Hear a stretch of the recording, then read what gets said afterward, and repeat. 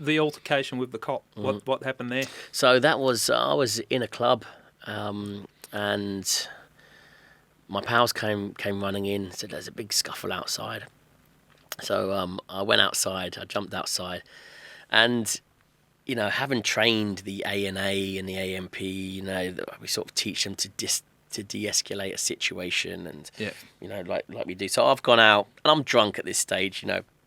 I've been drinking heavily all day. I've been with the lads, and I run out and I'm in a really chilled mood. I don't want to fight, so I go out and my group of lads will argue with this group, and there's police in between. So I think so I grab all my boys, and I think just take them around the corner.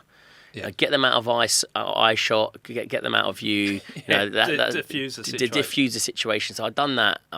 Took them around the corner. Then I took them around a further corner around the back of the building and put them all in a cab. So as I put them all in a cab, don't forget I've run out the club at this stage, so everything is in the club still. So I put them all in the cab, and I'm like, I'm going to jump in the cab. So as I walk back to the club, I walk around the first corner, and as I walk around the second corner, the group is still there. Yeah. And as I walk around, they're like, "Fuck it, man," and they start going at me. And the police are there. And I went up to the policeman. I went, what are you doing? I said, I've just taken my boys around there. What are they still doing here? And obviously, he hated that and I shouldn't have done it, and I should have just kept on walking.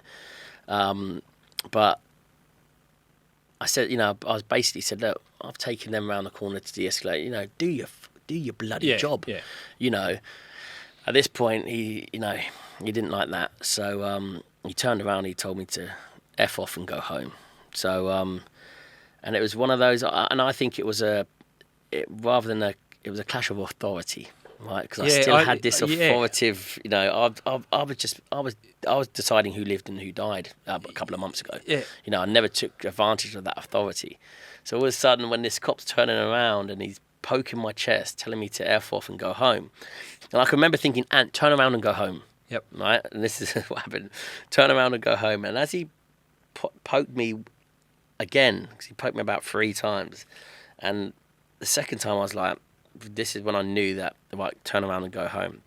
And then the third time, it was almost like an automatic button that he'd pressed. So as soon as he poked me, that was, the fist came back and it bang. Yeah. And then it just all hell let loose from there. So we got into a huge altercation. I ended up actually coming out of the altercation with him sort of half conscious on the floor, and I had his cosh in my hand. Yep, his cosh. Yeah, his cosh. The baton. Yeah, because he'd obviously taken it out as I'd hit him, and I hadn't hit him with it. It was all on CCTV. It was over quite quick.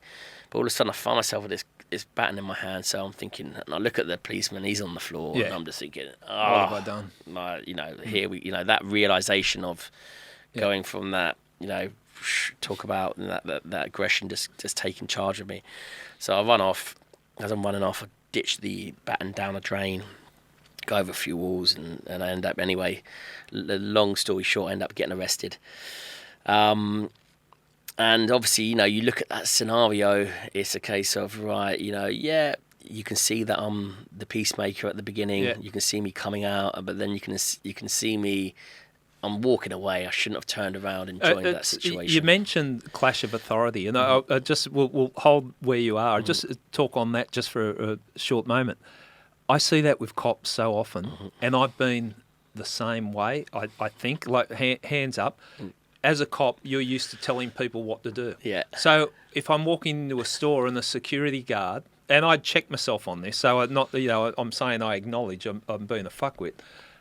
Ask you to, could we check your bag? And I take offence to that or something like that, because you're used to being the authority, and then when the authority's put back on you. And I can see how that happens. You've been over in Afghanistan, you were the authority, and here you're being challenged by authority, and that's how it escalates. But it's something, because power does corrupt, and authority is power, and I think everyone that's got a position of authority has to check themselves about that, because I've seen time and time again some of the worst people to ask to leave the pub are cops.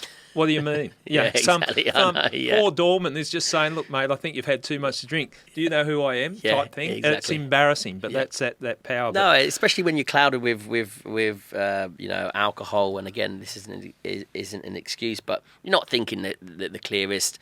And yeah, when I look back on the situation, it was 100% a clash of authority. Yeah. And and I haven't spoken to the policeman since, but I know for a fact he would have said exactly the same. I wish I would have dealt with it differently. Like, I wish I would have dealt with it differently. It was definitely a clash of authority from two ways. It's like who are you telling me to do my job?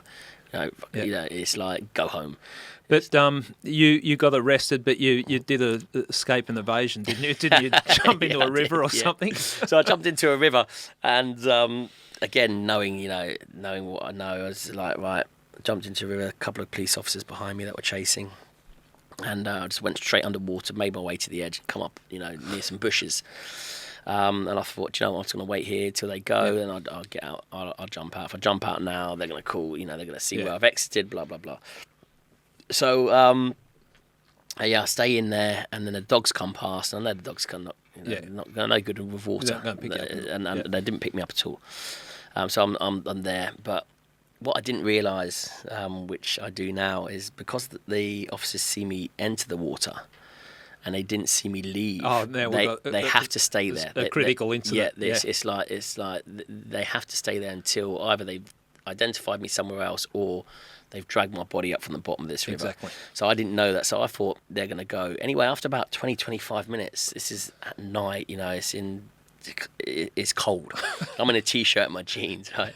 So I'm under this bush and I start shaking uncontrollably. Hypothermia's kicking in, I start shaking.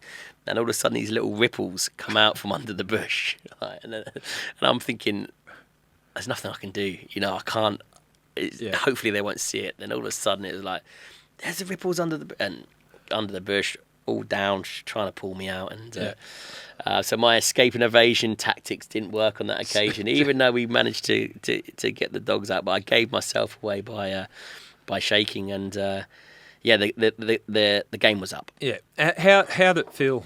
You've gone from a respected role that you were doing, and then you find yourself in the police station, handcuffed, arrested. Was there a humiliation and regret? Was it not until I got sentenced? Because I thought that I was going to get away with it. Okay, you thought, they're going to give me a suspended sentence. If there is CCTV, they're going to see that I've blatantly, calmed the situation down, and there's going to. But it didn't work out that way. It almost went against me. The ex-special forces.